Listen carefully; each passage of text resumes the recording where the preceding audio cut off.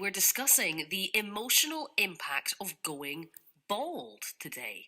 It's something that's being touched upon in The Archers at the moment. If you listen to the Radio 4 soap The Archers, 21-year-old Johnny is worried about his hair loss. Here's how it's being portrayed on BBC Radio 4. Can't even look in the mirror.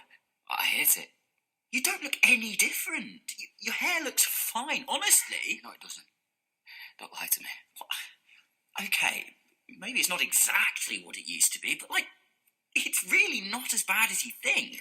It's all I think about. All the time. This isn't like you. You've never been, one to get hung up on stuff like that. Freddie, for the past couple of months, every morning when I wake up, I check my pillow. And every single morning there are more hairs. It's like this ticking clock just counting down the days until I'm completely bald. And I know that's not how I used to be, but it's how I am now. And all I want is to stop time because I just can't deal with it. Yeah, poor Johnny. He said he felt it made him seem like he was 21 going on 45. Hair loss affects everybody. We all lose hair every day, hundreds of hairs every day. But we're talking specifically about male baldness this morning. And you can go bald at any time. That's premature balding that you're hearing in The Archers. And it's something I've been discussing with Spencer Stevenson. Like Johnny, Spencer started to lose his hair at just 21. Now, he has since spent over £30,000 on treatments and transplants.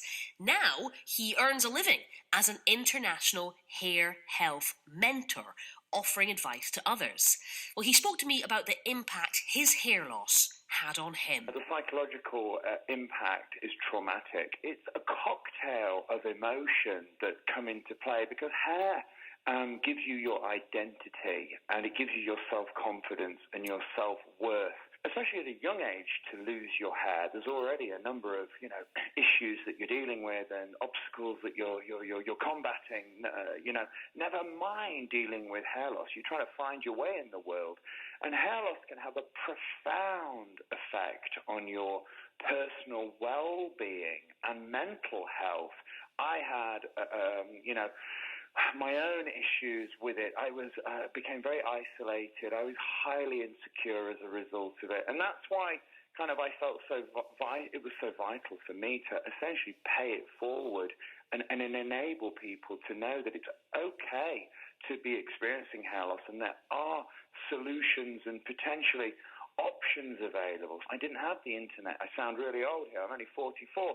Now there are reliable resources. Like we run a radio show called The Bald Truth, which enables people to simply just know you're not alone.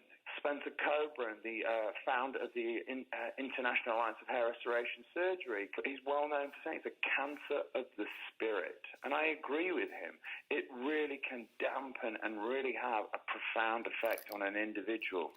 Cancer of the spirit. Wow. And just hearing you talk so passionately, I can tell that you want to help other men, because if a woman loses her hair, whether that's through cancer treatment, alopecia, stress, it's something that people desperately want to help them, whether there's amazing people who make wigs and all sorts. Men, it's just kind of thought, oh, well, it's part and parcel of being a bloke that you're going to go bald. People make jokes about bald guys all the time.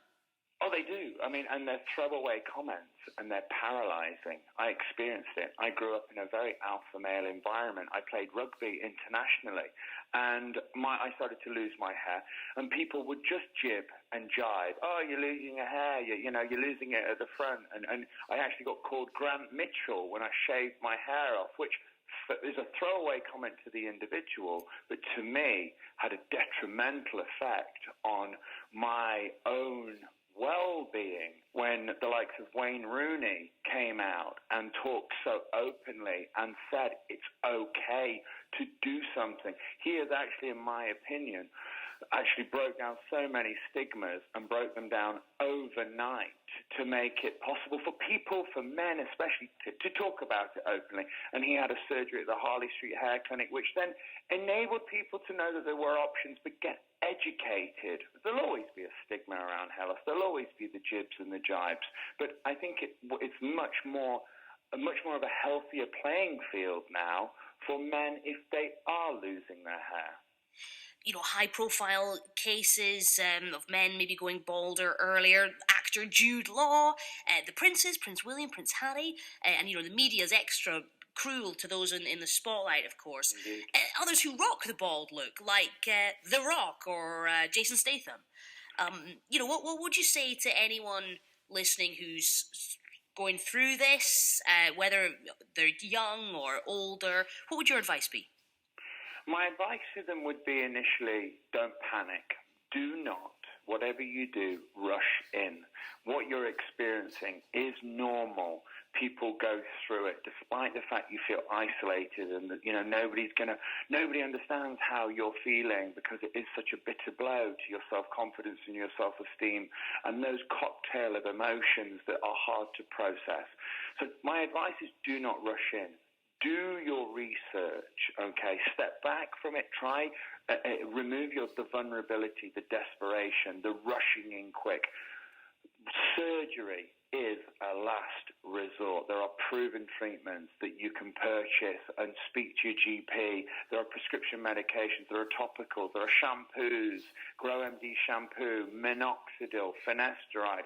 These products are go-to products, and it's important that people that are experiencing hair loss, who have a knee-jerk reaction that it is out of their control and they panic, my advice to them is just press pause and do not rush in and try and educate yourself. Are you, Spencer, are you happy with the way you look now? Absolutely. I mean, my situation is different to most. I had a long journey. I had to get repaired. I had to continue to maintain and critique. I'm very happy. The journey that I have been on, I would do differently if I had my time again, and that's why I set up my resources to help people and protect people from making the same mistakes I made.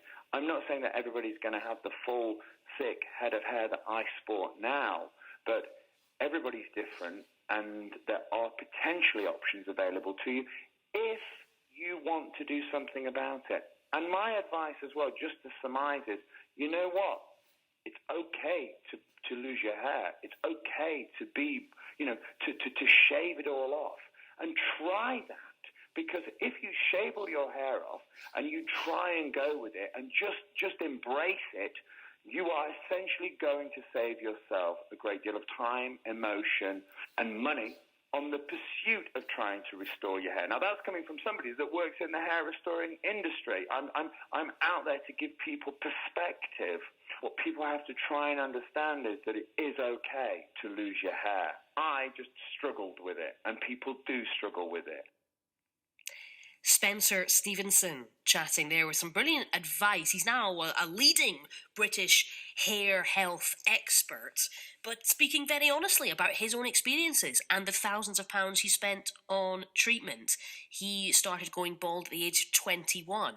He described it as a cancer of the spirit, and he said the jibes were paralysing. So, you know, I'm going to think twice about making jokes to men who are losing their hair.